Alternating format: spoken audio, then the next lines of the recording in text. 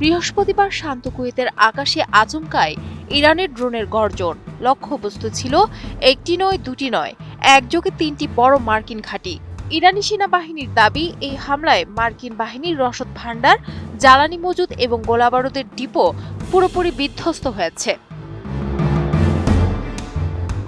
Farce news agency জানায়, operation সাইকের ২৩তম ধাপে Iran তাদের অত্যাধুনিক লয়টারিং অ্যাটাক ড্রোন দিয়ে সরাসরি আঘাত হেনেছে কুয়েতের মার্কিন সামরিক হৃৎপিণ্ডে। সাইক অর্থ বিদ্যুৎ গতিতেই এই হামলা চালিয়েছে তেহরান। হামলার ভিডিও প্রকাশ করে ফার্স নিউজ বলছে, হামলার নিশানায় ছিল কুয়েতের কুখ্যাত ক্যাম্প দোহা, আলী আল সালেম এয়ারবেস এবং ক্যাম্প আরিফজান। ক্যাম্প দোহায় হামলা চালিয়ে উড়িয়ে দেওয়া হয়েছে মার্কিন বাহিনীর গোলাবারুদ ও লজিস্টিক স্টোরেজ। প্রায় একই সময়ে আলী আল সালেম এয়ারবেসে আঘাত হেনে ধ্বংস করা হয়েছে বিশাল জ্বালানি মজুদ ব্যবস্থা। আর ক্যাম্প আরিফজানে ইরানি ড্রোনের আঘাতে গুড়িয়ে গেছে একটি বড় গোলাবারুদ ডিপো।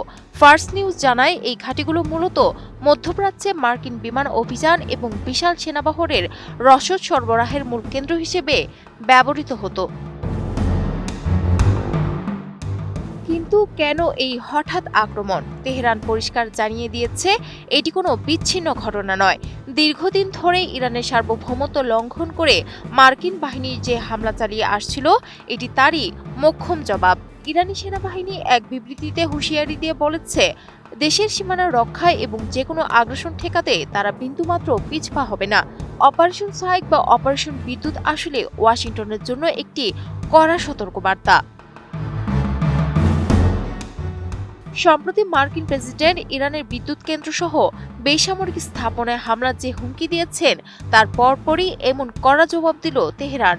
ফার্স নিউজে ইরানের বিশ্লেষকরা বলছেন, এই ড্রোন হামলা কুয়েতের মাটিতে মার্কিন অবস্থানের নিরাপত্তা নিয়ে বড় প্রশ্ন তুলে দিয়েছে।